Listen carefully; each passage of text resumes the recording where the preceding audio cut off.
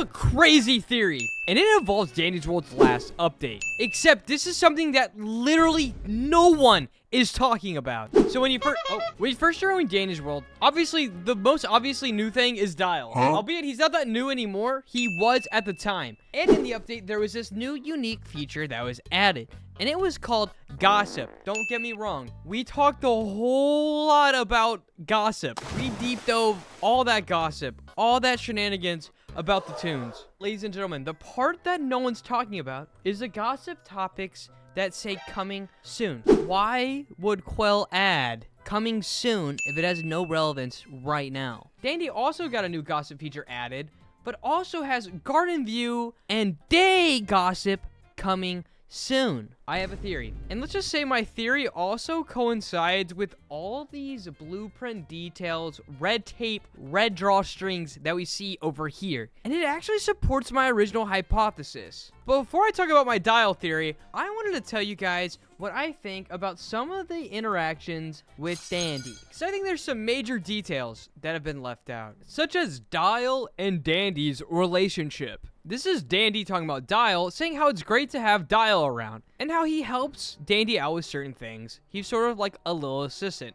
a helper of sorts. But the part that I wanted to specifically point out is back when Garden View was open, he worked almost every day to oversee the transportation and trains. The fact that Dyle was working behind the scenes leads me to this conclusion even more. When Dyle talks about Dandy, it's more modest. I hope you're aware any earnings I receive from purchases go right back to Dandicus. Dyle calls Dandy by his full name. Don't know if that is relevant to you. But Dandy also says how he works alongside him and how they're associated in a way. ... Doesn't seem like he really wants to be, right? And he says, no, I'm not allowed to take tips. So, once again, greedy Dandy. Dandy wants all the tapes, and he also wants all the Iker as well. Is there some black market trading going on for tapes that we don't know about? Either way, before I completely deep dive and sponge out my theory to you guys, there's some other fun lore stuff that I haven't talked about. Some of which involving the circus troupe. So when Dandy talks about Blot,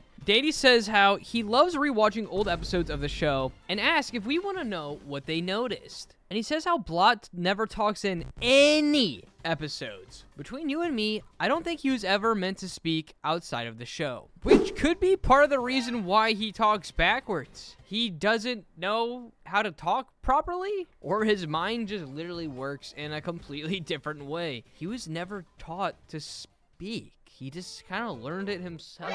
Going deeper into the circus troupe, when you think of the three, Louie, Yada, and Blot, if you were to think one of them was the leader, you would think Yada. But apparently, that's actually not true. When Danny talks about Louie, he says, I've got a little gossip to share. Louie always denies it, but he is the leader for the circus troupe. He was in the show, at least. I think he'd rather not take lead now, though. I wonder why. So Yada and Blot were in the show. At least Blot was for sure. It's very, very confusing stuff. But it 100% appears that Louie now wants to take a back seat to everything. So let's go ahead and listen to Yummy Gummy Woomy. Funny name. Thoughts to that. So based off the interaction I just said, we can discern that the tunes are seemingly given their personality from the show during creation and set off into real world without a second thought. Sometimes this means they act differently from their cartoon counterparts because they aren't following a script. Louis may have low self-esteem in the TV series, but he was living in a scripted world with a predetermined happy ending there. Whatever happened, he'd always have to make it out okay because it's a children's show. That's not something that could translate into reality.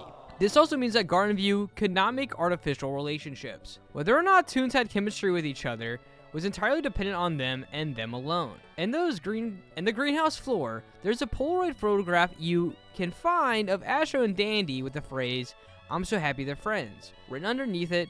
Why would anyone be so glad Dandy and Astro got along if they were programmed to from the start? So what's my point? They then go on to talk about the Brusha and Tisha gossip. Have you seen Brusha and Tisha when together? Ooh, it is awful. Those two used to be super close. But now, yeesh. Huh, now that I think about it, Brusha really has changed since the show debuted her. She got real irritable. Unlike me, I'm always very collected and calm. That's coming from Dandy, by the way, which we know is a big fat load of horse dung. She and Tisha used to be close. Brusha had a significant change of personality since her introductory episode. She's now noticeably more ill-tempered.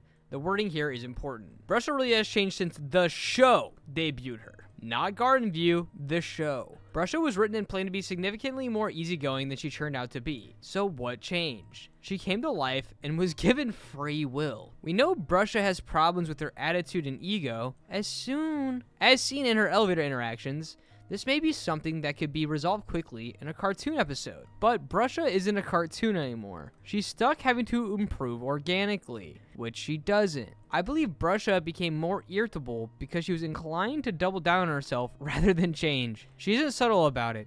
It's clear that she thinks she's better than most of the toons she talks to. So why would she take their criticism if she isn't scripted to? In truth, I could talk about this escapade for literal hours, but I'll go ahead and save you the time for now. The biggest takeaway that I want you guys to have is that the cartoon is completely separate from the toons that exist. So the cartoon was written, it was a script, it was animated characters, whereas these toons are real. I need you to understand that. The cartoon is like watching an animated show. SpongeBob.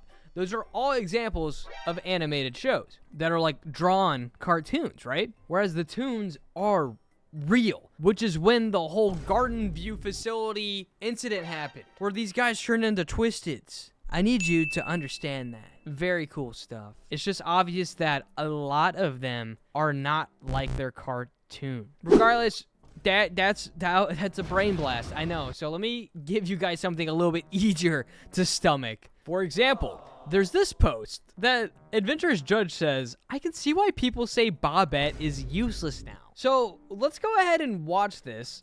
Why does he think Bobette's useless? Right?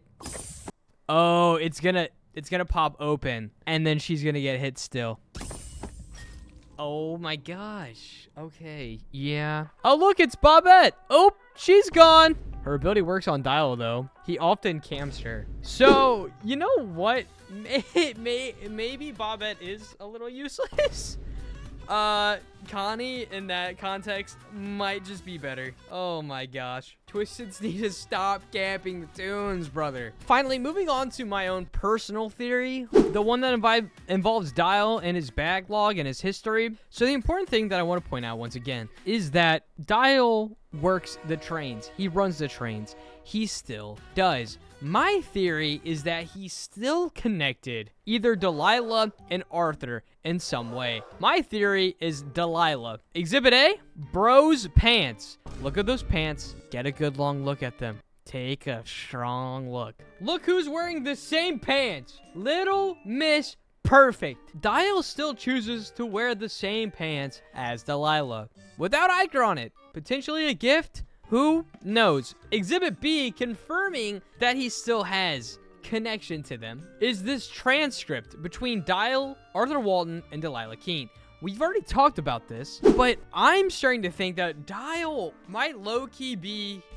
a spy or a double agent without realizing it. I think he's Delilah and Arthur's insider without realizing that they're freaking using him. So here's this interaction. I hate to interrupt this radio channel for childish questions, but I must ask something. Go ahead. I've got time in between meetings. Reminder, this channel is for emergency contact. Dyle, when will I take part in the show? Join the others? Hello? Have I lost connection? Have I? There's no plans of that actually happening, Dyle. Why don't you, me, and Delilah sit down tonight? Chat on it some. And it can be confirmed that Dyle isn't known to the public at all. At all. As there is this piece of information, which is from this board behind Dyle, that the public doesn't know Dyle exists.